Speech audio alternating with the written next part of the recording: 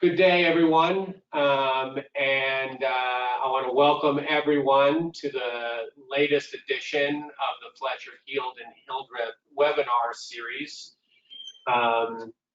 Today, we're going to be giving an update on the political broadcasting rules of the FCC, which seems like a timely topic these days. For those of you who are familiar with our series, you will familiar with my partner in crime on this broadcast, Dan Kirkpatrick of Fletcher, Hildreth. I am Frank Montero, also on Fletcher, Hildreth. And as we have done in prior political broadcasting webinars, we have with us some special guests from the FCC that I'm absolutely delighted and proud to have with us. We have, many of you will know, Bobby Baker, who is the head of the FCC's political broadcasting staff, Gary Schoenman, who is a special counsel for the FCC's political programming staff. And we have a new addition today, Seema Nilsson, who is also with the FCC's political programming staff and has increasingly been appearing at the Bar Association presentations and the like, covering political broadcasting. And I will also mention, as a little point of pride here, that Seema is an alum of Fletcher, Hildreth, used to work with our firm. So it's really been kind of fun to be able to catch up with her again and have her be part of our team. Our presentation today is going to be archived, as it always is, on the firm's blog. That's comlawblog.com. You'll see it on the top of your screen. And for those of you who have not subscribed to the blog, please do. It's free, and it will provide you with continuous updates on FCC rules and proceedings, but also intellectual property issues and a variety of different legal and policy updates on issues important to the broadcasting and generally to the telecommunications industry. I'll also point out that we are present on YouTube. Fletcher Hield has a YouTube page, and you just go to YouTube and search for Fletcher Hield and Hildreth, and on there you're going to find a large body of archived webinars on a broad range of topics, ranging from FCC license renewals, public file maintenance, intellectual property issues, CBD oil and marijuana advertising, and many other issues, EEO, that we've covered over the time. Next slide. Joe, next slide. I also would like to point out that today's presentation is being done in collaboration with the Colorado Broadcasters Association, run by Justin Sasso, and the Florida Association of Broadcasters, led by Pat Roberts and Lindsay Varn. And I want to thank all of them for their input and helping to have this webinar set up. And I know there are several state broadcast associations that are present on today's presentation. And I want to urge any broadcaster out there who, if you are not yet a member of your state broadcast association, to absolutely urge you to become a member. These are great organizations, great groups. They do wonderful work. They provide inspection services for stations and a variety of other issues, including webinars like these. And if you don't know how to reach your state broadcast association, please feel free to contact us. We'll put you in touch with your state so that you can become a member. Next slide. So today's webinar is going to cover a variety of issues, and I will point out that this is the first time that we're doing a virtual webinar of the like, obviously in light of the pandemic and separation requirements. Normally we would do this in a conference room all together, but obviously, as you can see, we are all separated, many of us appearing from our homes here. This is the first time that we've done it, so bear with us as we are sort of learning this, this new procedure. But we're going to be covering a fair number of topics today, including lowest unit rate, equal opportunities in political broadcasting. We're going to be touching on some of the FCC's announcements on COVID-19 and how they impact lowest unit rate, and I think those are important as well.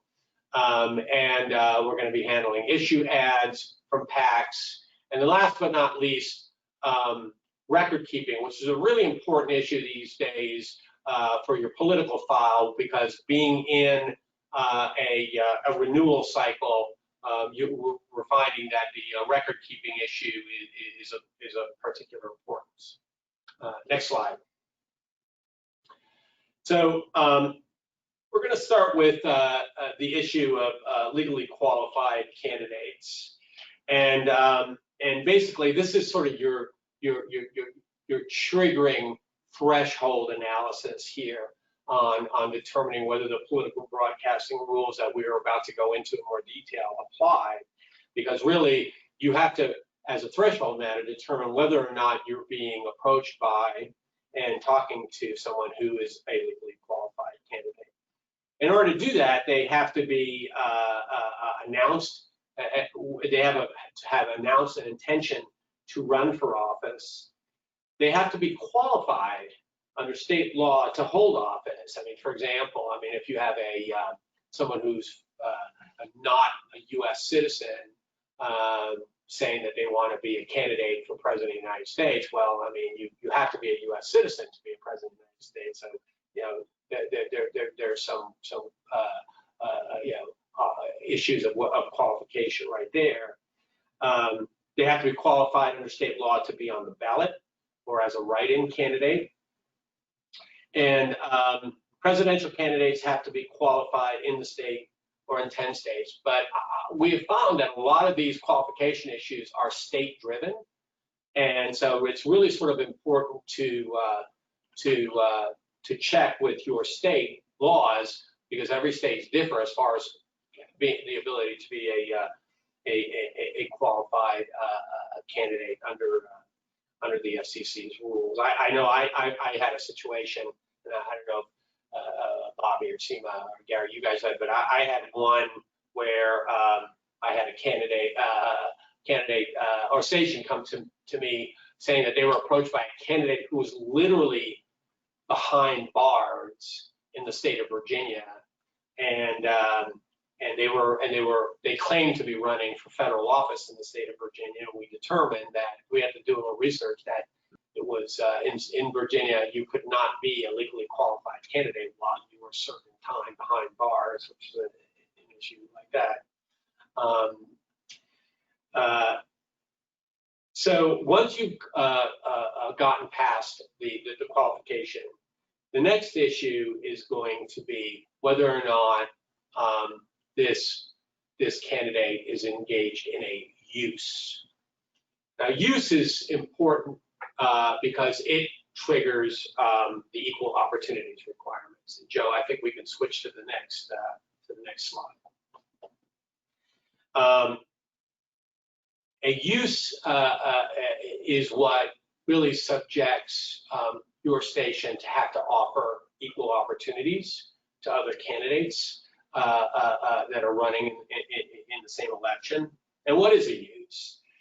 It has to include the appearance or an identifiable voice of the candidate, and specifically a positive appearance by a candidate in that use. But the appearance does not have to be controlled by the candidate. I guess I think a really good example of that might be way back when of the airing of Ronald Reagan movies. Those did qualify as a use, even though the candidate was not particularly controlling it in that manner. And so that's another example. So I mean, another one is, if you have, and I've had this question come up many times, if you have an on-air personality, a weather person, a morning DJ who decides that they want to be a qualified candidate for a particular office, well, every time that they appear or are heard on your station now, once they become a legally qualified candidate, that's now a use, and that triggers a whole series of issues regarding equal time. It also, in that particular instance, has an impact on lowest unit rate issues as well, which we're going to talk about in just a moment. Yeah, but just add here that this year in particular, and I don't know how far he is going to pursue his presidential candidacy, but if Kanye West's candidacy actually progresses, then that could present a serious issue for anybody who has his songs in rotation. Right. It also came up when Donald Trump, appeared on Saturday Night Live when he was running, in his first political campaign as well. Now there are some exemptions. If I could jump in for just a moment. Yeah, please do, Gary. Absolutely. With your disc jockey or newscaster example of someone who decides to run for office, we get a lot of questions. Do they have to go off the air, or what if they agree just to talk about the weather if they're a weather forecaster, but they don't discuss their candidacy? And when it comes to a use, it doesn't matter what they're talking about. If they can talk about flowers, they can talk about clouds, sports. It doesn't matter if it's more than just a few seconds. It will constitute a use, which will, and you'll explain this later, create obligations for the station to provide equal opportunities for opposing candidates. That's exactly right. And in fact, it raises a really good point. Joe, let's go to the next slide, because I think it's going to touch on some of the things that Gary's talking about. So there are exceptions to this use requirement.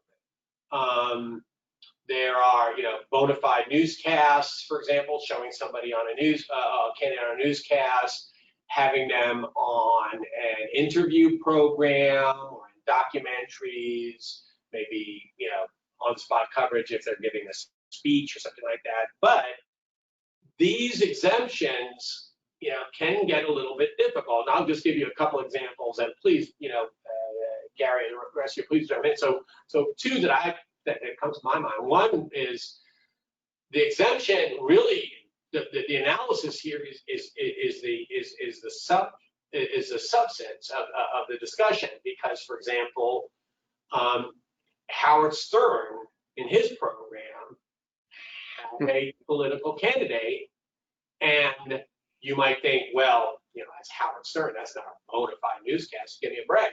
Well, the fact is that the types of questions that Howard Stern was asking this candidate, he wasn't engaging in his usual Howard Stern crazy, actually rose to the level of being, legitimate, bona fide inquiries. And in fact, in this particular instance, that appearance, even though on the Howard Stern show, was deemed to be a bona fide a newscast or interview.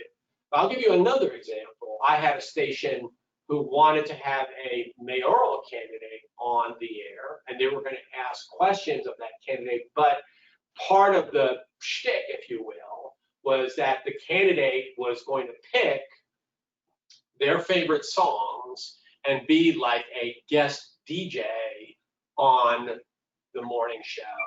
And we kind of told them on that one, no, that really doesn't work, because as Gary was pointed out, now you sort of crossed over where it really, it was really more this candidate just sort of making this appearance, looking, he wanted to look like he, good to the audience in terms of, the types of music that he picked, and it really did not have, in our opinion, the bona fides to be an interview or a newscast in that particular instance. Can I add a little bit of an extra information in Please do. support or in defense of what we did with Howard Stern? Because it was considered kind of absurd on its face at the time, because he was in the midst of being considered the leading smutmeister in the United States. But what their showing provided us was a demonstration that Stern had done maybe 450 to 500 interviews over the course of the previous 2 years. And as you had suggested, they were all in that vein when he was outside of the college dorm kind of stuff going on. He was doing serious interviews, and he interviewed lots of people, Nobel Prize winners, governors, state officials of all kinds, and they were serious. And so we carved out, we certainly didn't declare that Howard Stern's entire program was exempt, but to the extent that he did these kinds of serious news interviews, we thought that it was appropriate to give him the break that the exemption would engender. And so there was, at least that's the explanation for how we could have come to that decision. We've gotten very creative with the news exemptions. There was once a time in the news interview exemption category, for example, where Meet the Press and Face the Nation, the kinds of standard Q&A things with known journalists and interviewees. We expanded well beyond that, starting in the 1980s when we started to do shows like Oprah's Show and the Phil Donahue Show and other interview programs that used a different kind of technique for garnering information to the public. And in the case of the Donahue program in particular, the people who provided that request to us indicated that if we didn't start to expand the universe of the news interview programs that would be considered exempt, then we would be chilling the ability of broadcasters all across the United States from the ability to present news in a more contemporary fashion, which was what was happening in the 80s. We've done so many of them now that it's been a long time. Gary and Seema can testify. The fact we haven't had any requests for a couple of years because we've covered so much of the territory in terms of certainly network programming and a lot of the individual station programs. So most people can figure out whether they've got something that would fit within one of the many, probably there's several hundred rulings out there over the course of the last 30 years or so. Bobby, let me ask you a question. Is it possible that you could have, a program that basically has both, but bearing in mind that the general manager, the program director, gives the audience a nice clean break, but have, part of the program where the candidate is being a guest DJ, and then all of a sudden they say, okay, well, now we're going to stop that part and we're going to ask you some questions about your campaign. And now all of a sudden, a bona fide news interview kicks in for, say, the second half of the program. And then, and that first half would not qualify as an exemption, would be a use, but the second half wouldn't? Well, as far as I can remember, we've never been asked that particular question. It seems a little bit uncertain to me because, where does it begin and where does it end? And basically, there's certain premises about the programming. In the case of going back to the Howard Stern show, it was a regularly scheduled show. If this person's just coming on and he's spending half his time talking about his favorite music and his playlist, to then dissect out of that an interlude where then it turns to what are your views on issues that are important in this particular community? I think it would be very difficult for a broadcaster to sort of meander their way through that kind of a situation. So I would suggest to you that if we got it, we would probably say that the entire thing was probably not going to be treated as exempt. Got it. Okay. All right. Well, I want to switch gears here now a little bit, and I'm going to throw it over to Dan, my colleague Dan Kirkpatrick, to talk about candidate access and when do you have to allow these candidates to have access to your station. Dan? Sure. Thank you, Frank. There's really, there's sort of two categories of candidates for access, for application of the access rules. There's candidates for federal office, president, Senate, House races. they have what's called reasonable access rights, which means that a station cannot simply deny them the ability to purchase time. There's a lot of nuance to what constitutes reasonable, but there has to be some access given. You can't just make a blanket prohibition. For state and local candidates, the different standard is that at least for a given rate, for a given office, a race for office, you can exclude that entire race and all of the candidates at the station's discretion, with the caveat that if you grant access to one candidate for an office, you have to grant it to all of their opponents for that office. You can't grant selectively to individual candidates in a race. Joe, you move to the next slide. Federal candidates, as I said, they're entitled to reasonable access.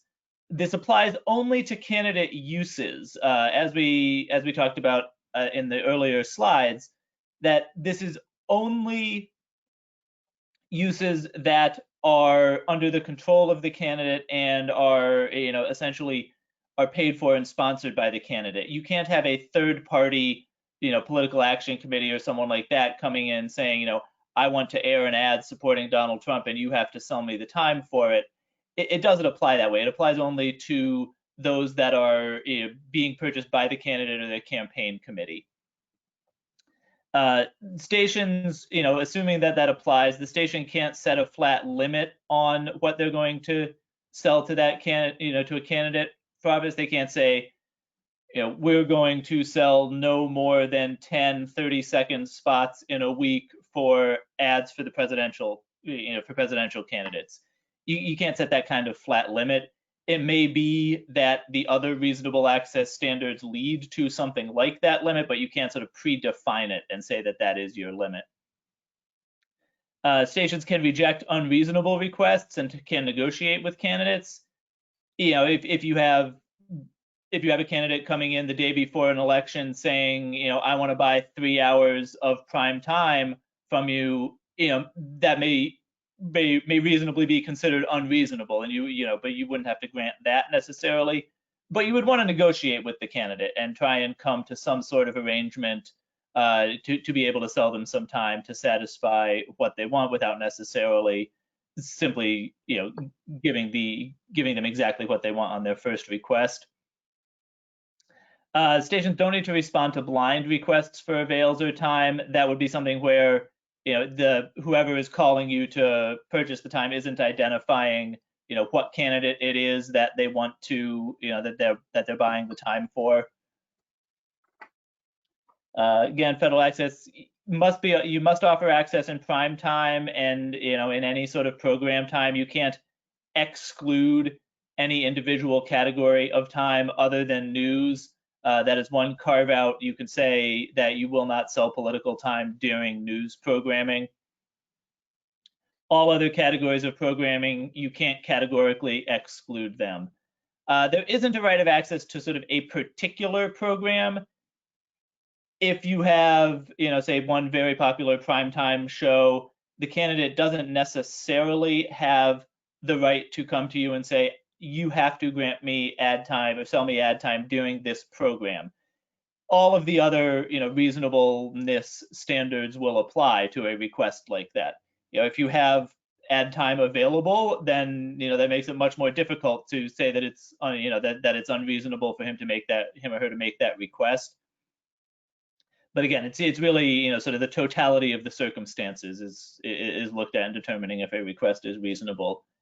I will note that this does not apply to non-commercial educational stations.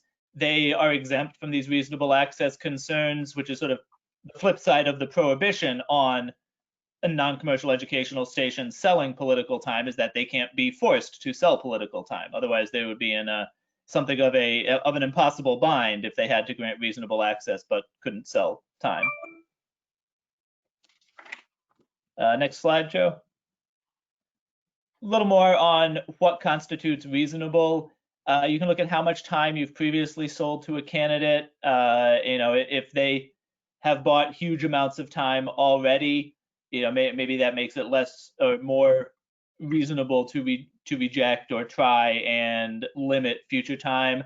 The potentially disruptive effect on programming. that again, that's something, if you get a candidate coming in and the day before an election trying to buy, 30-minute programs, hour-long programs, that's certainly more disruptive to the station's, regular programming, which makes it, more reasonable to not necessarily accept that request.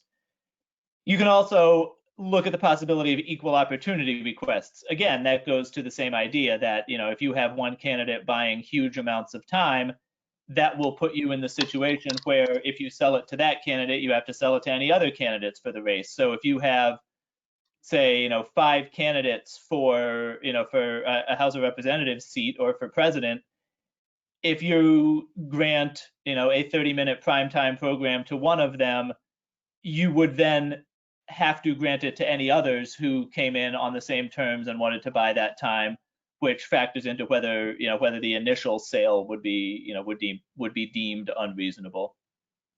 And then the last thing here is the timing of the request. If it's near the election date, obviously that's something to take into consideration. If a candidate is coming in to make demands with very little notice, then that certainly is something to take into consideration as to whether it's reasonable. For state and local candidates, as I said before, you can exclude a race entirely. You as a broadcaster can say, I am not going to take any ads for the local city council race, or I'm not going to take ads from any candidate for dog catcher, although I doubt they're probably advertising a whole lot.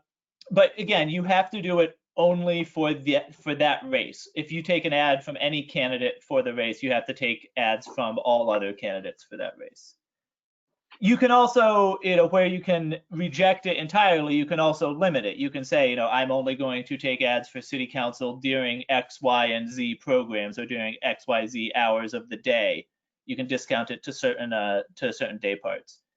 You have to make all the discount classes available. You cannot say, I am only going to sell my most expensive advertising to candidates for city council. I'm not going to sell them anything cheaper. You can't do that, but you can limit it to certain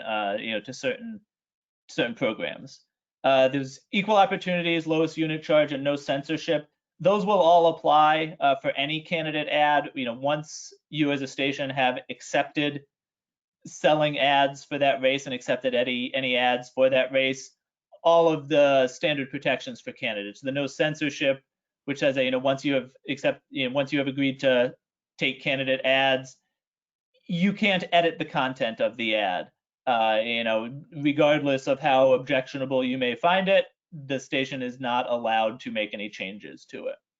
And then equal opportunities, we're going to talk about, and lowest unit charge we'll get into in a lot more detail later, which is a very complicated calculation sometimes. Dan, before I switch over to jumping into lowest unit charges, just a quick thing on the question on the no censorship. So with the no censorship rule, that has with it sort of an immunity of such from liability for content that may otherwise expose a media company. But I know what's come up with questions with me a couple of times, and Seema, Bobby, Gary, please feel free to jump in, is that this does not apply to streamed or online political ad content, where in that situation you don't enjoy necessarily the immunity from liability. However, you do have the ability to censor content that might otherwise expose you to some liability. Is that not right? No, it is right. The program, for example, and the most dominant example of it would be if the stations are choosing to or offering also that automatically anything that's on their broadcast station in the way of advertising gets streamed onto their website presence. they really are sort of in a sort of a catch-22 in a way. They obviously can't, if it's candidate advertising, they can't censor it in any fashion on their broadcast channels. And I assume, and I don't know the technology well enough to tell you whether they'd have the ability to, if they were nervous about a particular brand of advertising that they thought might be troublesome, if they can censor it, I would suggest to them that they either prevent it from streaming on, if that's possible, or that they suggest that if they want it streamed, that they're going to edit certain aspects of the advertising out, or they insist that they be changed or substantiated before they'll allow it to stream onto their websites. So even though we have no direct correlation to what goes on in the streaming world, there are components of what broadcasters are required to do that may be implicated by what happens on that space. So it is something to think about. Most candidate advertising, despite a lot of the crazy claims and puffery that goes on in politics, probably don't amount to being defamatory in most cases, but they may. Things are getting more tribal, so you never know. But it's something to be considered, it seems to me, by the broadcasters for their own benefit. It's not something that we can control, but they can control it, and I think it is just food for thought. Okay, thank you very much. Yeah, and I put out an article actually on this topic on our blog, on Common Law blog. So if anybody wants to read a little bit more about it, there's some material on there. And I should just generally mention before we move on to the heady topic of lowest unit charge, that we are going to have a question and answer period at the end. We're shooting to wrap this up by within sort of the 90-minute mark. So we're going to try to leave about 20 minutes, 15, 20 minutes at the end where you can type questions. There should be a space on the side of your screen where you can type and submit questions, and we'll be reading and answering those questions at the end of our broadcast. So now, lowest unit charge. Everybody's fun. We sort of skipped over equal opportunities on the. Oh, I'm sorry, Dan. Go ahead. I'm sorry. I apologize. You're not giving my slides equal opportunities, Frank. No, you're right. I'm sorry. I thought you were. My apologies. My apologies. All things said earlier. Yeah. We're still getting used to the to this remote format here. So my apologies, Dan. All yours. It's all right. If we were in the same room, I would have been kicking Frank under the table, but not an option here. The equal opportunities, I'll just talk very briefly about that. It applies when a candidate becomes legally qualified. You can't get, you don't have to satisfy an equal time demand that comes from someone who is not a legally qualified candidate for that office. It has to be legally qualified candidates in the same race. And that has come up, or at least did earlier in the year, that a race for a primary is different from a race for the general election. So that, a candidate in a Republican primary cannot make equal time demands based on advertising sold to the candidate in the Democratic primary. Those, at least until the primary happens, are separate races. After that, once you actually have candidates for the general election, that becomes a new race, and the two or more opponents for that race can make equal time demands.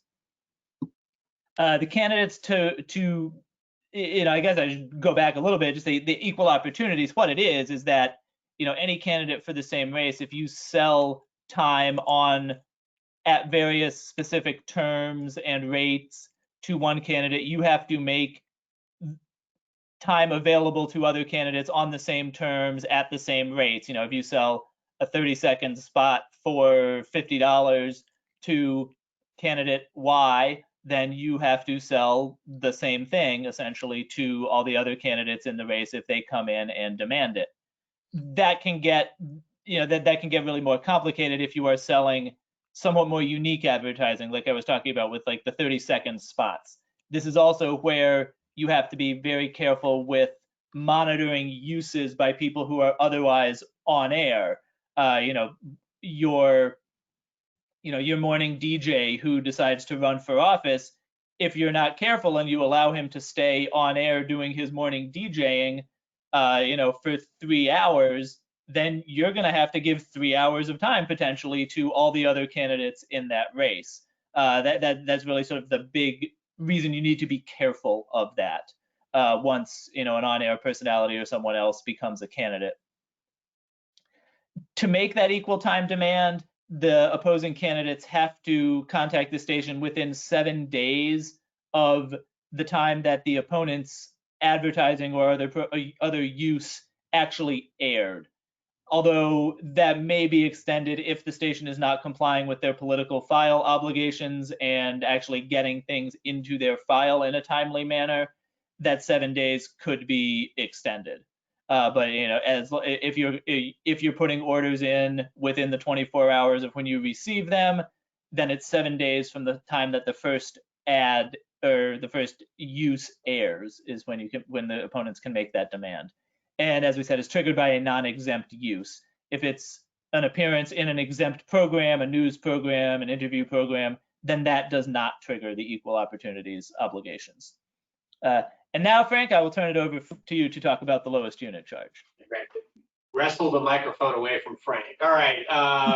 Thank you, Dan. I appreciate it. Again, I apologize for that. So now, on to lowest unit charge.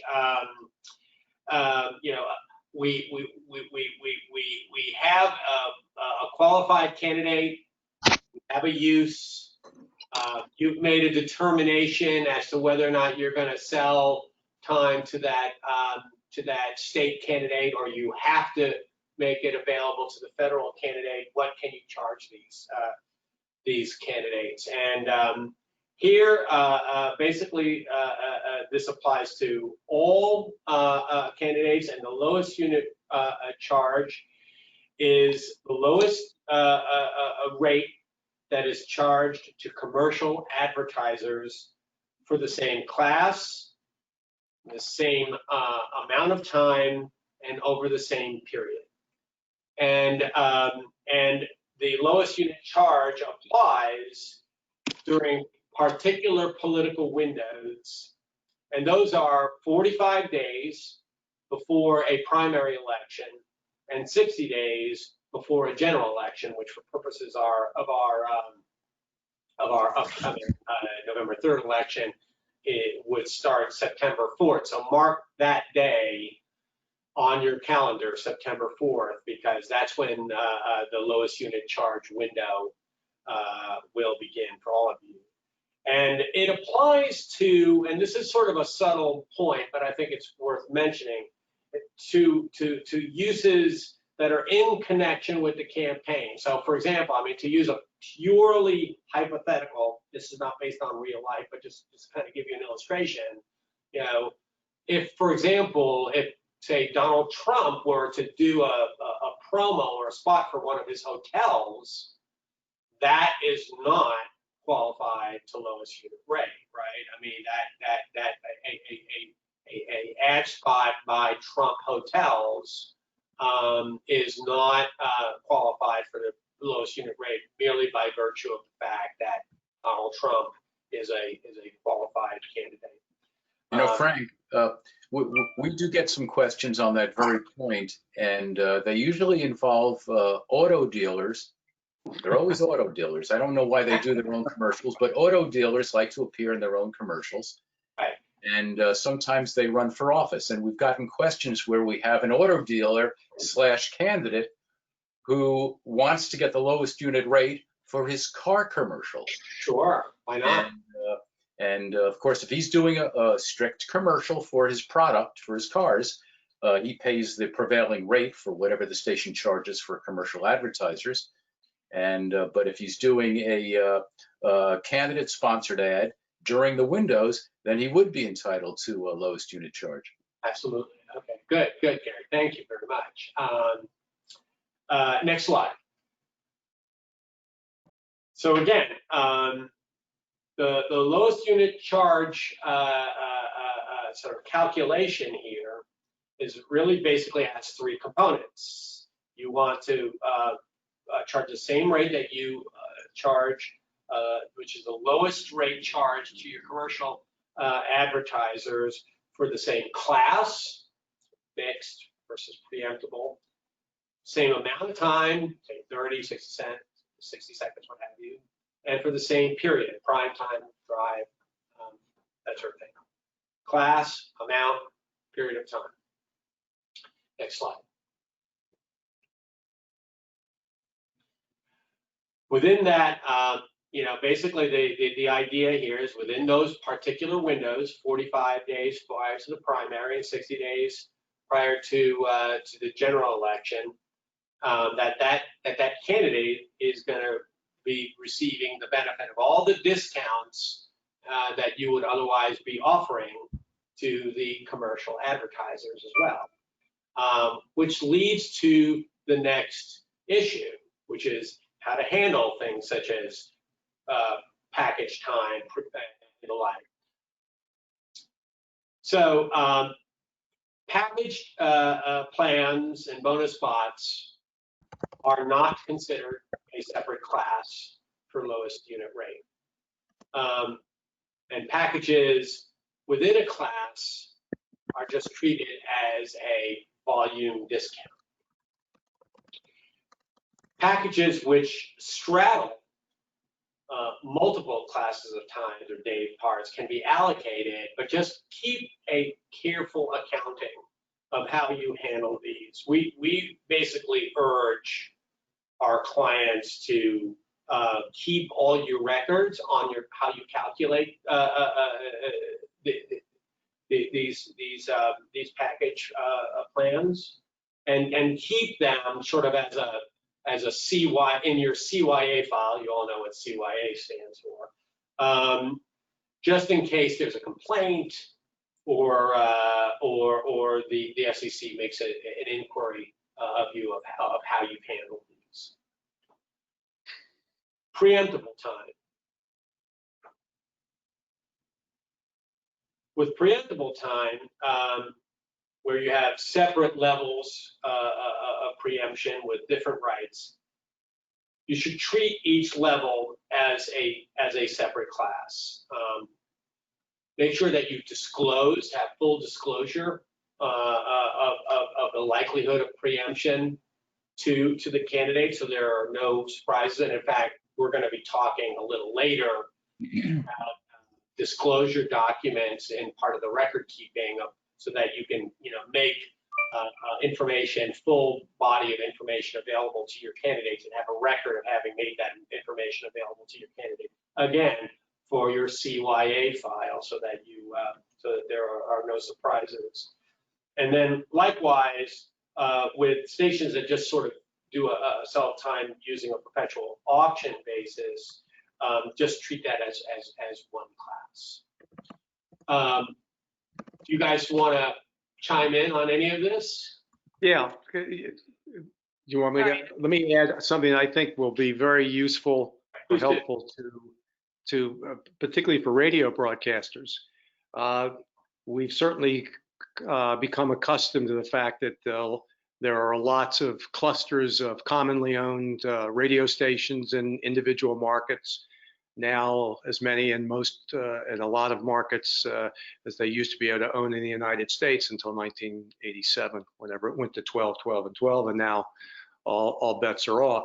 So if you've got, let's say, 6 or 7 stations in a particular market, and they're desirable for commercial advertisers to buy all of them or buy 4 or 5 of them, the individual stations in that particular market that participate in this cluster sale need not consider what they get from that transaction for lowest unit charge purposes for candidates who may only be interested in one of those channels because it's got a format that's suitable for political advertising in their view.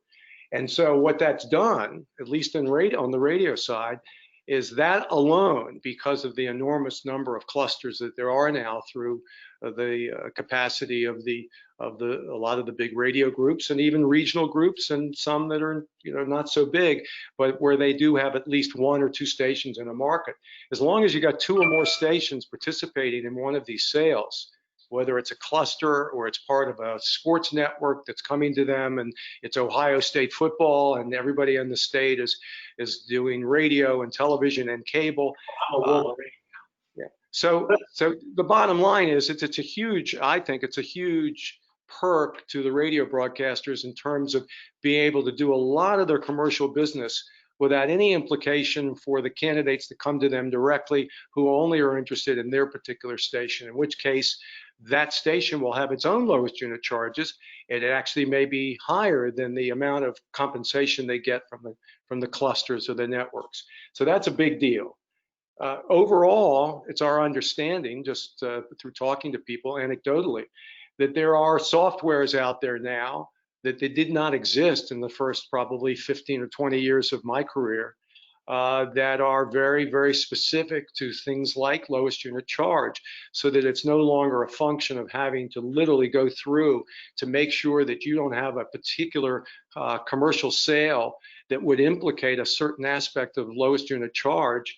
That was be a mind-numbing operation for a lot of people, and it probably still is for a lot of the very small broadcasters, because they may not have the capacity to use the software or the funds to buy it, so that it's not as much of a ordeal. But at the same time, on the other side of the coin, the smaller broadcasters are less likely to have a tremendous amount of political advertising activity. So it's sort of a yin and yang kind of a thing. So I would just leave with the proposition that if any of your stations are involved in anything that combines yourself with at least one other station, to the extent that you do that kind of sale, you need not be factoring it into these things in lowest unit charge. And to me, that's a pretty big deal. And I think between those two kinds of principles, the number of lowest unit charge complaints, which used to be our dominant form of interaction with broadcasters, it hasn't disappeared, but it's very slight compared to what it once was. And I think that a lot of that is attributable to the things I was just talking about. That's great information. Thank you very much, Bobby. I really, really appreciate that. Okay, so basically, just to run through fast. So what can you include in lowest unit charge? All paid spots. As mentioned, the value of packages and bonus spots. It applies to all contracts that are in effect during the political window. Frequency discounts and special package plans. And what can you exclude from lowest unit charge? Spots for which no payment has been received. I want to touch on this one. This is an important one. Maybe say this. I'm going to skip this one, the COVID one, because I'd like to talk about it a little bit. Barter spots can be excluded. Pre-inquiry spots, bonus spots for charitable organizations, billboards, and program sponsorships. Next slide. You can also exclude non-cash merchandising and promotional incentives, but just make sure that you are making the same available that you would otherwise to a commercial advertiser. You can exclude web services, and then you can also exclude charges for production and line charges and the like. Before I leave this, I want to just double back to the COVID-19. So there was a sort of a request, a petition that was submitted by some of the broadcast associations dealing with broadcasters who wanted to donate inventory to customers and the like, especially when there was a dramatic drop in ad sales at the beginning of the lockdown and the beginning of the pandemic, and whether or not giving away those free spots, that free time, would impact lowest unit rate during the time of COVID-19. You guys want to talk a little bit about what the commission decided to do in those instances? I think you're muted, Seema. No, I'm not. Okay, sure. So we put out a public notice in March stating that stations that wish to negotiate these contracts with local merchants to fill up their airtime, which they might have found, they were getting decreasing amounts of spots filled. So long as these freebies were negotiated outside of an existing contract, the freebies would not have to be calculated in determining lowest unit charge. That's kind of it's still in effect. We haven't found that circumstances have changed enough to warrant reversing the finding, and it comports with our existing rules at this point anyway. So. And it was very helpful because I think at the time it was part of a battery of initiatives that the commission did to help broadcasters at the beginning of the pandemic, but to allow them to sort of maintain that relationship with their customers, put that inventory to good use while not, penalizing them, for lack of a better word, for doing so. So I think that was that was great. So let me. Can I just add, and in doing so, one of I think their primary motivations, in addition to the other things that Seema described and you just talked about, was the fact that they wanted to express and create goodwill for themselves by doing this with their local commercial merchants and their national merchants, to the extent that they did that, so that they would remember that, and obviously. In the future, when we've gotten out of this twilight zone, that these people will not forget that, and they'll come back with business that would be nice for the stations as well. So right, and again, the Broadcast Association has played a major role in getting that through. So kudos to them as well. That's right. So now, just to wrap up the lowest unit charge, just to talk on make goods. So and how do make goods in this instant impact lowest unit charge? And basically, the general rule is that if the value of the make good is the same as other spots in the time period, this should have no effect. However, if the make good is lower than other spots, it could in fact lower your lowest unit charge. Now I ask what if audience information based, if you have sort of an audience-based shortfall make good, what if the audience information is not available until after the election? Now you have a dilemma. What do you do in this situation? And I think first of all, again, in the interest of full disclosure, disclose this fact and the possibility to the candidate. Make a possibly available the election of a cash rebate, or alternatively, offer them a make good in a subsequent election. You're going to scratch your head. Well, really, I mean, if the person, if they lose, if they win, but you could have a situation where the make good, say, is earned in a primary election, and then you can make it good in the general election. So, I mean, you do have a situation where that is absolutely feasible.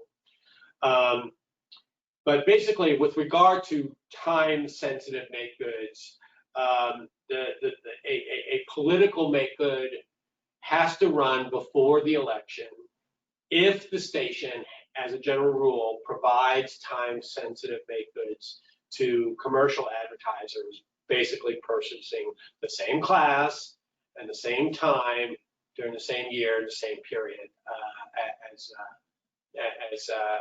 as the political candidate is being offered. So with that, I'm now going to we're now going to talk about sort of a particular subset of political ad regulation governed by the Bilateral Campaign Reform Act, otherwise known as BICRA. So I'm going to turn it over to Dan to walk us through BICRA.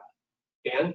Yeah, thank you. There are a few BICRA requirements that apply and have different impacts on stations and the advertising. This first one is a little bit of a transition. It is, for federal candidates at least, it is a prerequisite to being entitled to the lowest unit charge, is that a federal candidate has to certify to the station that if their on-air material refers to their opponent, that there's certain required language that has to be added to the ad. It's what they call the stand by your ad requirements. That sort of that little bit that you often will see or hear at the end of an ad saying, you know, my name is whatever, and I'm running for office, and I've approved this message. This requirement only applies to federal candidates under BICRA because that was, you know, just what the law was focused on. If a candidate refuses to certify to the station that their advertising is going to include this language, then the station can deny lowest unit charge rates to that candidate. There are also a number of other obligations under BICRA, which we'll talk about in just a couple of moments on the political file. This obviously is an increasingly important item. As you know, stations know, there was a series of consent decrees with some very large radio broadcasters released, I believe, last week, related to the station's compliance with their political file obligations. We understand that in license renewals, again, station's political file compliance is being looked at very closely, and there are some additional consent decrees coming out related to that, applying to smaller stations and owners, as well as those big ones from last week. So it is very important that just goes to emphasize how important it is to maintain and properly maintain the station's political file. What needs to go into the file? You need to document the name of a candidate who is, can you go back, Joe? You need to document the name of the candidate who's requesting the time. You don't need to document something if it's just a rate inquiry. If, you know, if a candidate or other advertiser is calling and just saying, you know, how much would it cost me to buy a 30-second spot in this program? You don't need to document that inquiry. If they come in and say, I want to place an order for, you know, a 30-second spot in XYZ program, that is something that you have to document in the political file. You have to have details of who placed the order, names, addresses, telephone numbers of the, you know, the entity that is requesting the time, be it the candidate, the campaign committee, or a third party, you know, who's coming in to buy ad time. You need to document the nature and disposition of the request. So, you know, that's if for some reason you've denied the request. If it's a local candidate race and, you know, the candidate for mayor comes in, wants to buy time, and your response to them is, no, we're not selling time to any candidates for that race, that's the disposition. But you still need to document that you got that request and put that into your file. Assuming you do sell time to the candidate, you have to provide the schedule for the airtime, the class of time, the rate, and then ultimately when it aired. You may know ahead of time when the order is placed. It may be specific enough that you have, you know, the exact times that the ads are going to air, but you may not at the time that the order is placed. You still need to get the documentation at the time the order comes in into the file. It may be supplemented later with the actual air times of the advertising if it differs from, you know, if it differs or adds more specifics to what was in the initial order. Timing is very important on political file documentation. That generally, that documentation has to be in the file within 24 hours or the next business day of the time that the order comes in. You know, it isn't necessarily the time that you are first contacted by the advertiser. There may be some bit of negotiation period. You know, if you get the request that says, you know, I want to buy, you know, a full 3 days worth of ad time, but you call back, you know, in the conversation with that advertiser, you go back and forth a few times, and then you actually get a final order after some negotiation. Within 24 hours of that order being finalized, it needs to be documented in your political file. I believe the one exception to that is weekends and holidays, that, you know, if you get an order in at 6 o'clock on a Friday night, it can go to the next Monday. even on that, you want to get it in as quickly as possible, particularly as you get close to an election. It becomes more and more important for these documents to be in the file as quickly as possible. Dan, if I could jump in. Certainly. I noticed the image that you have on the slide shows someone fishing through paper files. And what we're talking about here about placing information in your files, what we mean is that you're uploading them to your online files. And that's critical that you do that as soon as possible after you receive that firm request for the purchase of political advertising time. Right, and Joe, if you can move to the next, you already have moved to the next slide. Yeah, those pictures are a holdover from the old paper file days. But as Gary says, it is all online now. You have to retain this political file information for 2 years. That's 2 years from when it first goes into the file. It's not, not necessarily, at this point in 2020, it's only things that happened before this date in 2018 start to come out of the file. There's no obligation to take them out of the file, but it's generally a good idea to, not have things too overburdened, and you can take things out. Unless the station is being investigated for its political file compliance, in which case you have to keep things in there until the investigation is over. Importantly, you also need to maintain a backup of that online file in case the online public file system goes down for some reason or becomes inaccessible. You, as a broadcaster, need to have a backup of that material that you can make available to someone who is requesting it. It could be something, it could be another electronic file that you keep at the station. It could be printouts in a paper file that you are still, maintaining in the way that you used to. But the important thing is that if the online file becomes unavailable, you still need to have this backup that you are making available to someone who wants to know what is in your political file.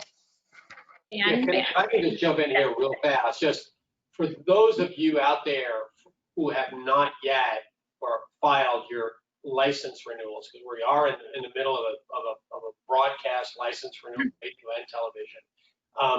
Now is absolutely the time to start reviewing those public files and including, obviously, and not limited to, the political file, because you are going to get questions on those renewal applications about your public file and about the political file. And those questions do ask whether or not the material was placed in a timely manner. And of course, the fact that it is online now means that your questions can be verified by commission staff. So this is really important. right, so the online public file system, we understand that some people have recently had some issues where they upload the material in a timely manner, but the system itself has a bit of a delay in showing that the material is there. But at least this is what we've been told by the contractors, the timestamp will have the actual accurate time. So even if you don't see it in your file right away, the timestamp will reflect the time that you put it there. So that might be some reassurance for folks who, have a lag in between the upload time and the time that the material is viewable. Right. Which also actually reminds me of one other thing that we've had stations have problems with is being careful, as I had talked about before, that if the actual air times are different than what was in the order that you have to document when the advertising actually aired, you want to be very careful that you don't take down the original filing and put up a new one. You want to do it as a supplement so that that date and time stamp on the initial documentation remains in the file. If you take it down and re-upload something new, it's going to look like you didn't meet your timing obligations and you put things into the file much later. You want to have both of those documents in there titled in some way that's relatable between the two, but showing that you met the obligations in the initial filing in terms of timing. Joe, can you move on to the next? So there's an additional BICRA political file requirement. This relates to the issue advertising. This has become very important. There was an order released last fall related to what needs to go into the file and what constitutes this political matter of national importance. I don't know why I always have a hard time with that sentence, but this basically expands the political file requirements for issue advertising on national issues. And this political matter of national importance, it is not a precise phrase, but it is pretty broadly interpreted. If I'm not overstepping in saying that, it applies to advertising dealing with any qualified candidate for a federal office, any election to a federal office, even if it's just something that is talking about an election generally without talking about a specific candidate. And then national legislative issues, which definitely includes something where there is pending legislation on the issue, but it's not necessarily limited to that. It can be a political issue that is nationally important, but that there isn't legislation pending at the moment. For those ads, the stations are required to complete the usual political file documentation and also maintain a list of the officers and directors of the entity that is paying for and sponsoring that advertising. The other obligation there on that list of officers and directors, stations have some obligation to look at the veracity of that list of officers and directors. You don't need to do a huge amount of investigation into the entity that's buying the advertising, but if it looks suspicious, if it looks like the advertiser is not giving you a complete list, if they are a large organization that gives you the list of officers and directors that has one name on it, there is an obligation to at least question that. You don't have to, you don't have to do a large amount of independent investigation, but to at least document that you're asking that advertiser, essentially, is this really the full list of, officers and directors that we need for our file? If they maintain that it still is, then, I believe you've probably fulfilled that obligation, but making that, that first check to make sure that it is complete. Joe can move on, unless someone has something further to chime in on that. I'll move on to.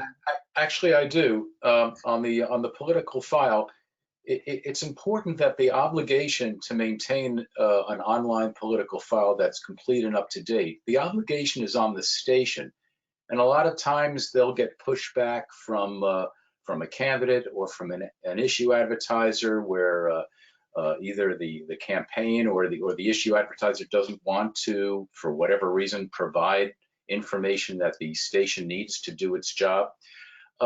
It's important that the station makes an effort to get the information that it needs so that it fulfills its obligations to maintain a complete and up-to-date political file. They have to do their best to get that information and upload it.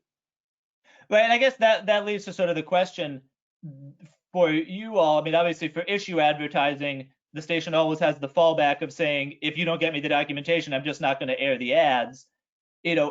What can they do with, say, a federal candidate who has these reasonable access rights, but is balking at giving some of this documentation? Bobby, that's a tough one. Does it factor into reasonableness?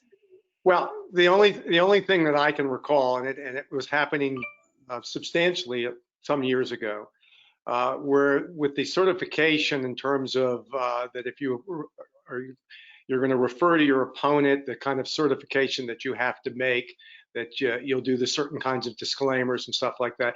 There was a lot of pushback about that.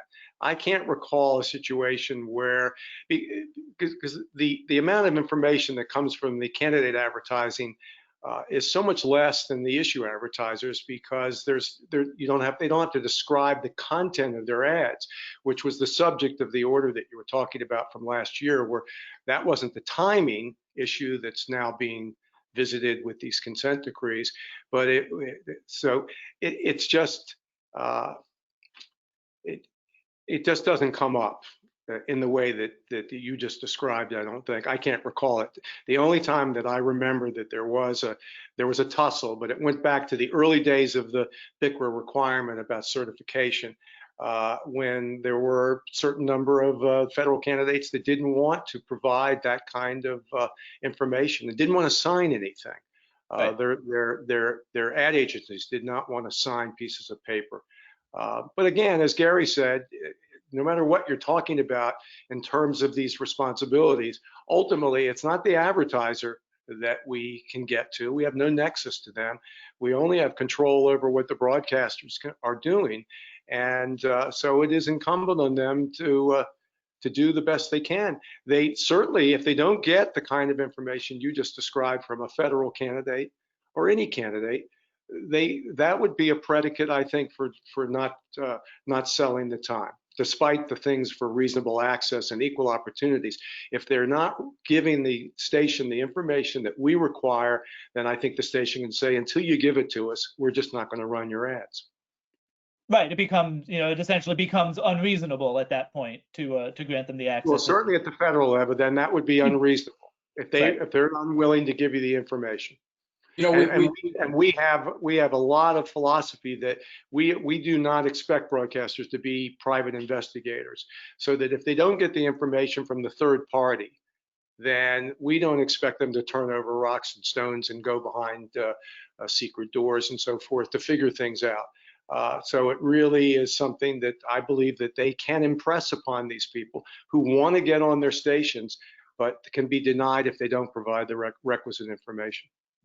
One more item that I wanted to add, and I know we're getting close to the final time here, ending time, is that we're getting a lot of inquiries about advertisements that are carried by the networks or syndicators and then broadcast over the individual stations.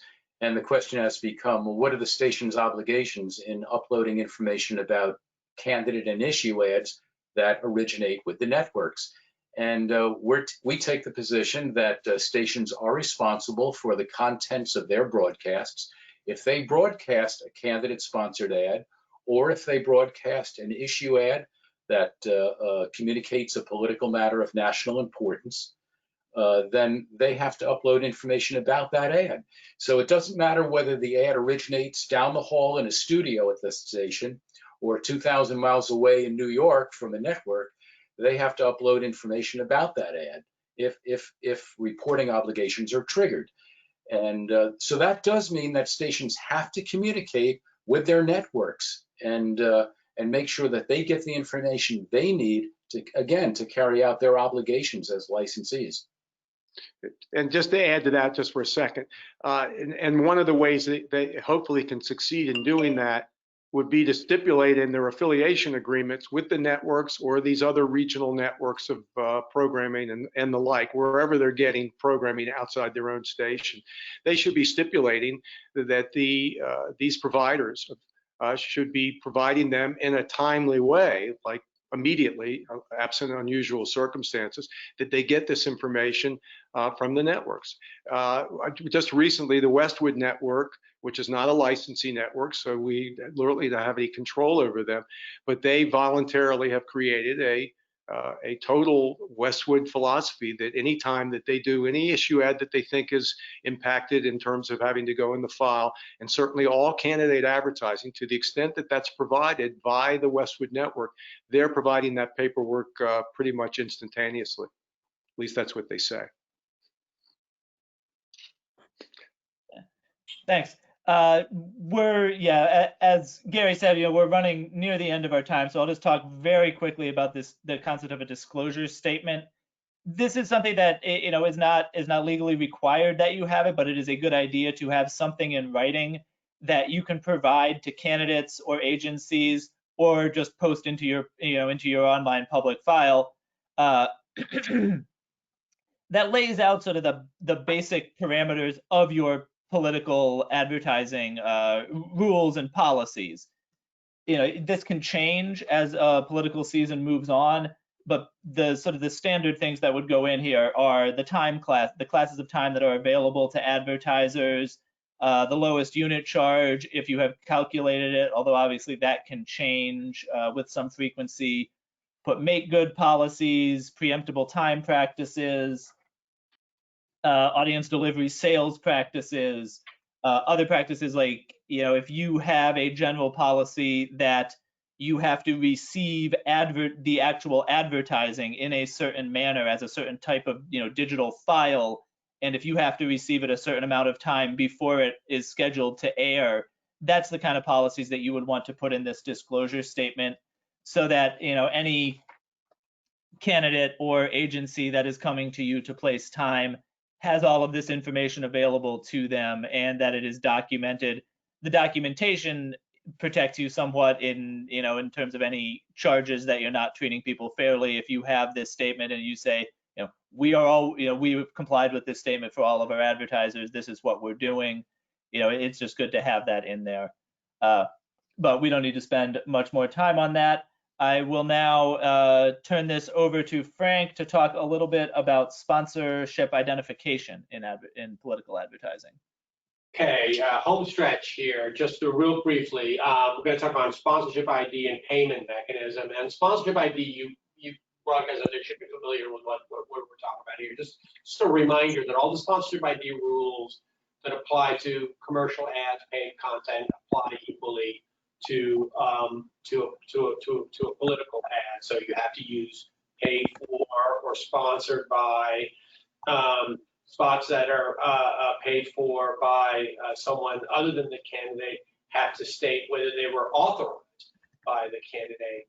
And if for you TV stations out there, there is a particular height within the screen that that identification and that disclosure has to appear. We have that on the slide here.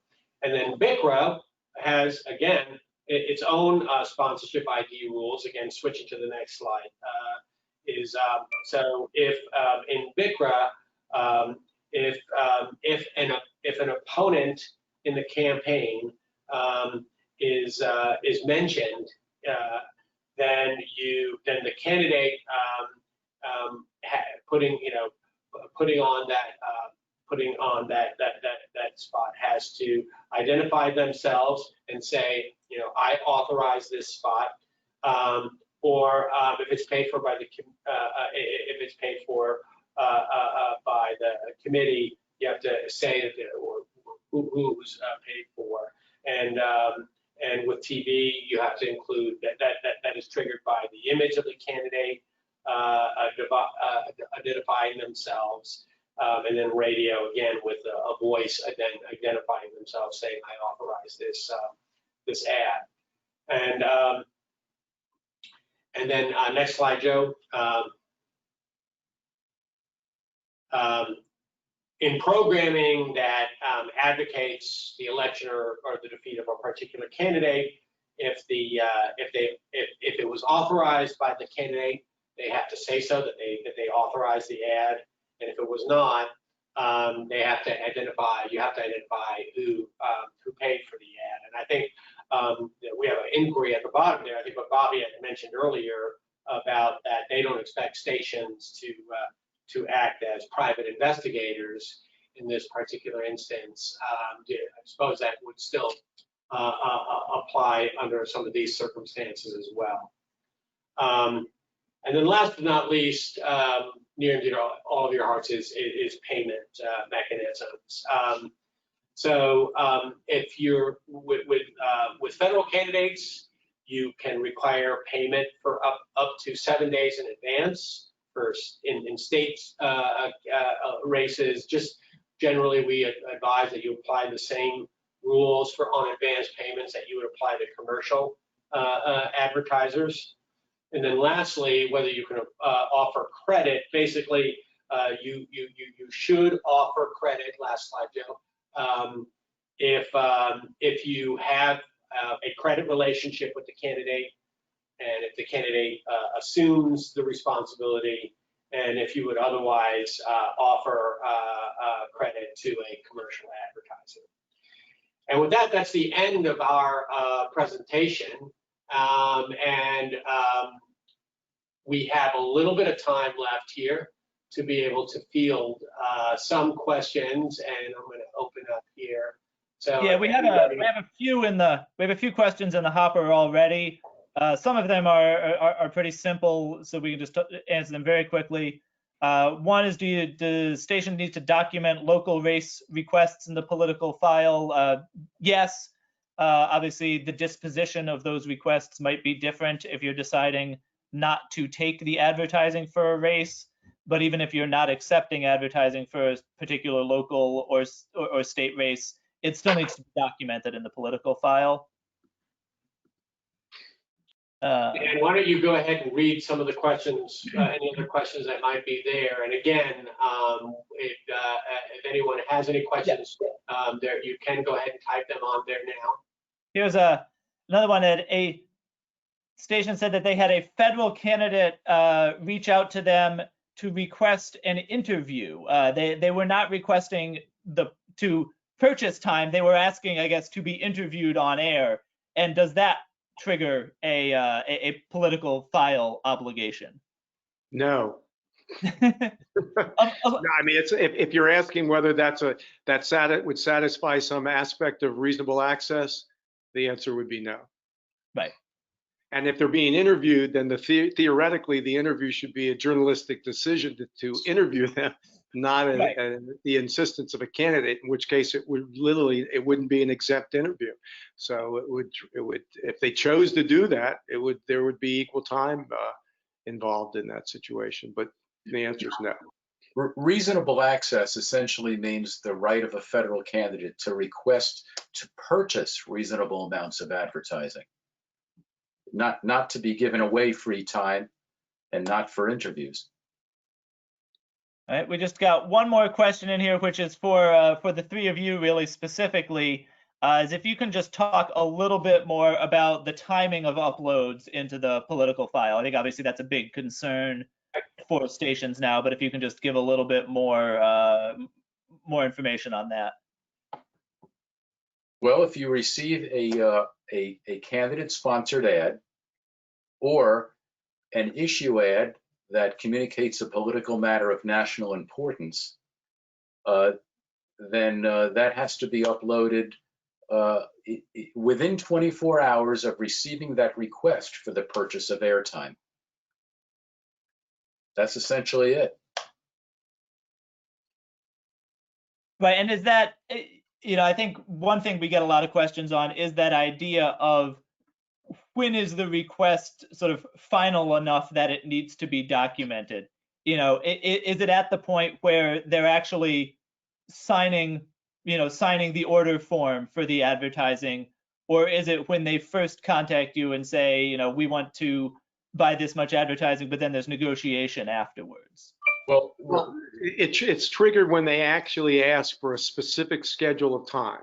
So if they get requests for avails, just generally speaking, or requests for rates, any combination of those factors, without providing a request that I want 3 spots on Monday for morning drive and so on and so forth, there has to be a specificity to what they ask for it to trigger the request aspect of things. And oftentimes, in many instances, the stations will literally turn that around, sometimes same day.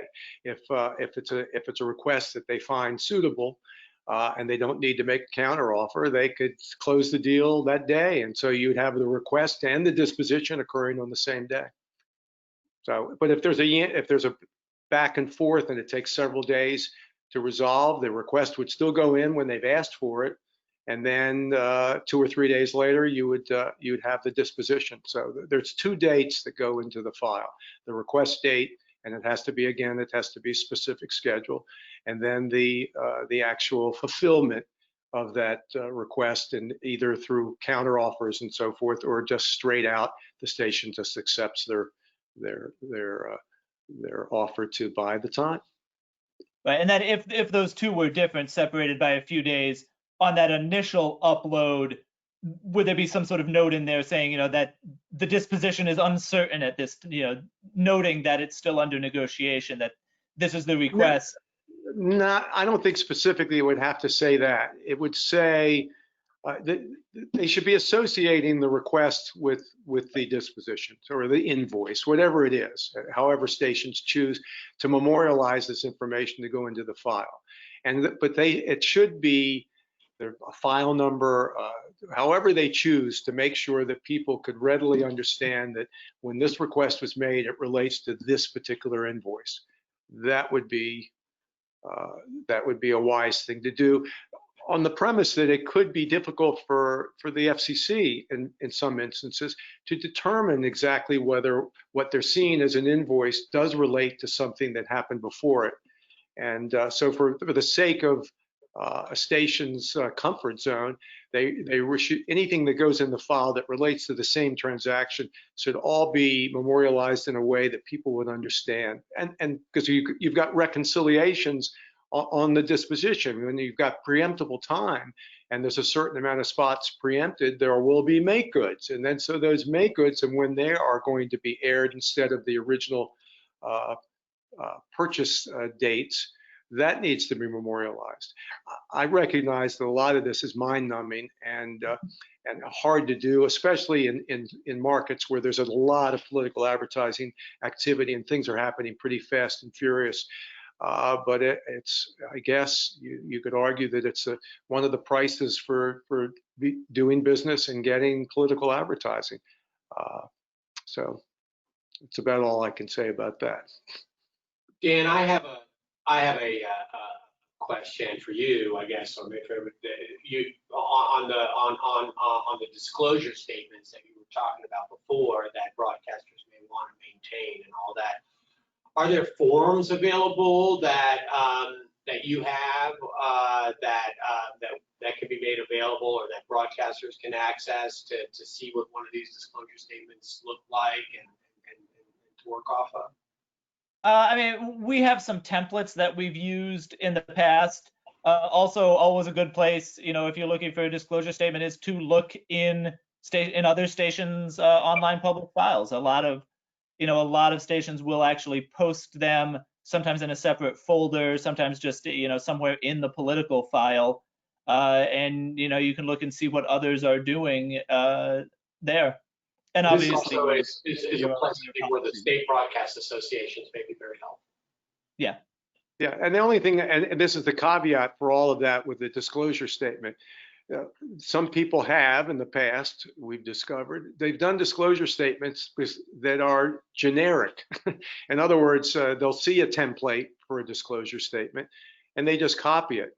But needless to say, the disclosure statement is supposed to disclose what that station is in particular is doing, and so they need to not go blindly forward with a template that's just generic, because it's not conveying the information that the disclosure statement is designed to advise the people buying political advertising as to how they sell time and what their estimated disclosure is about preemptions, and whether you've got an 80% chance of clearing if you buy it at this particular day part, all of those kinds of things that many years ago we decided was useful information for candidates to be more educated about what really goes on at the station and what the chances of being preempted when they buy preemptible time. That was one of the primary reasons for the disclosure statement. And one other just reminder on the disclosure statements is, to the as much specificity as you are putting in there as the station, you need to make sure that if something changes so that that's no longer accurate, that you change the disclosure statement. You definitely don't want to be in a situation where you have that disclosure statement in your file and you're no longer actually following those policies. You want to be sure that if something changes, to go in and change the statement as well, so that there's no potential accusation of misleading advertisers. I want to thank everybody for participating today. Our 90 minutes is up, and I want to thank the audience for tuning in. You have a screen with everybody's contact information. It used to be the case, Bobby, that the political programming staff was extraordinarily generous in allowing people to contact them on their mobile phones and the like with questions. Is that still the case? Of course. All right, well, wonderful. That's really great of you guys. It's always been a hallmark how you guys operate. I've always admired that. So you have everybody's contact information on there. I will point out one thing, which is that for Dan and I, our office numbers, area code is 703, not 202. So if you need to reach us there, it would be for me 703-812-0480, and for Dan 0432. And again, this will appear on Common Law blog. You have the link, and on YouTube. Stay tuned for an upcoming webinar. I think we're going to be doing one on license renewals in the very near future. Again, I want to thank the Colorado and the Florida broadcasters and all the state broadcaster associations that participated. And with that, thank you all and have a good day. Thank you. Thank you. Thank you. All right. Help. How do I escape? Where are we?